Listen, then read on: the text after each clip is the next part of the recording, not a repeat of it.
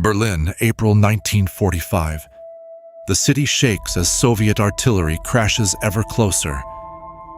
Deep beneath the shattered streets, in a secret concrete labyrinth, Adolf Hitler lives his final days. The Führerbunker, his last refuge, a claustrophobic shelter 20 feet underground. Here, air thick with smoke and fear, Hitler and his inner circle cling to fading illusions of victory. Typists and generals scrabble between rooms, the sound of bombs and desperate radio messages their constant companions. Outside, the Red Army claws its way through Berlin's rubble, street by street. Inside, Hitler rages at maps that hold no hope. His trusted aides vanishing, some fleeing, some facing execution for treason. On April 20th, Hitler's 56th birthday, even the gift of flowers feels absurd. He awards last medals to Hitler Youth fighting in the ruins, hand trembling as he recognizes his empire is reduced to rubble and to child soldiers. Day and night blur. The stench of decay and fear grows. Eva Braun, loyal to the end, becomes his wife in a hasty midnight ceremony. Their wedding meal, cheap champagne and cold sandwiches. As May approaches, collapse is inevitable.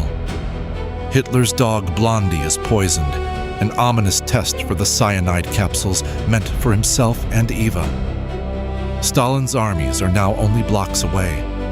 Hitler drafts his will, blaming his generals and the Jewish people for defeat, always casting blame, even as Nazi power disintegrates. He names Admiral Dönitz as successor and bids final farewells to the last of his staff. It is April 30th. Soviet shells shake the bunker. Hitler and Eva withdraw to their small room. A single shot rings out. The bunker falls silent. Hitler's closest aides wrap his body and Eva's in blankets, carry them up to the garden, and set them alight with gasoline, fulfilling his last orders, denying the Soviets a prize. Above, Berlin is a city of smoke and sirens. Below, the bunker, once the nerve center of the Third Reich, is suddenly empty.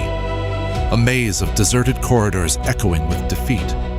In the days that follow, Soviet troops discover the bunker and the fragmentary remains. Rumors swirl. Was it really Hitler? Some refuse to believe. Conspiracy theories take root. But for those who survived those suffocating final hours, there was no doubt. The 1,000-year Reich ended in darkness, defeat, and fire deep underground. From the outside, the Führerbunker was invisible, hidden under plain garden earth, encased in thick concrete. But within its narrow halls played out one of the most infamous endings in modern history. Hitler's bunker was just 12 rooms, packed tightly. Bedrooms, offices, even a communications center, constantly receiving desperate, meaningless orders. During those last days, life in the bunker was a surreal parody. Champagne bottles sitting atop rations of canned food, constant flicker of lamps because daylight never reached this far underground.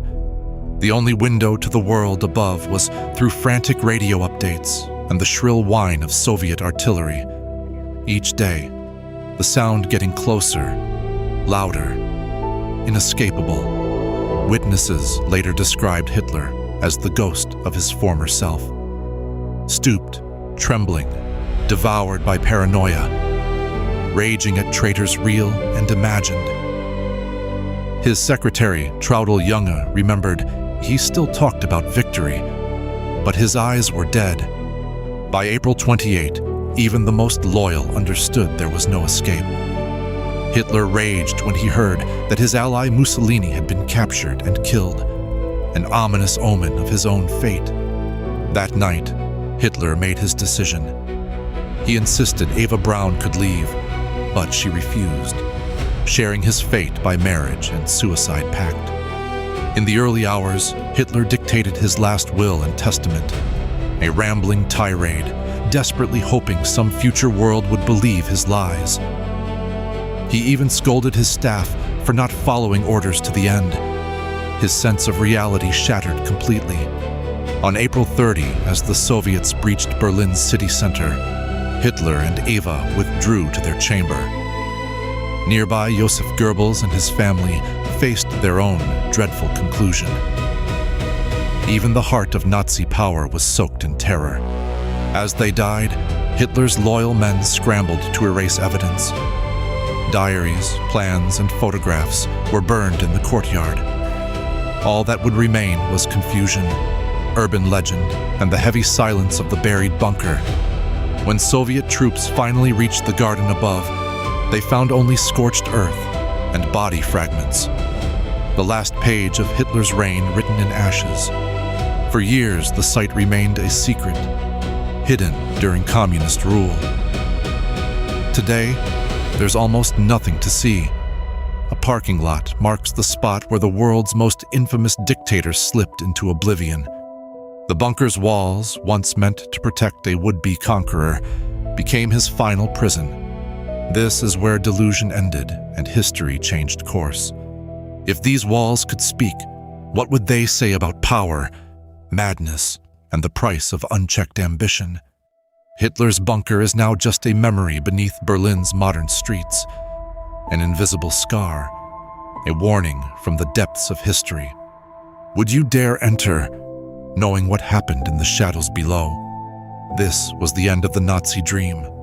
Cold, desperate, doomed. In the next episode, we unearth the fate of those who escaped the bunker. Some vanished forever, some met justice. History never forgets its darkest basements.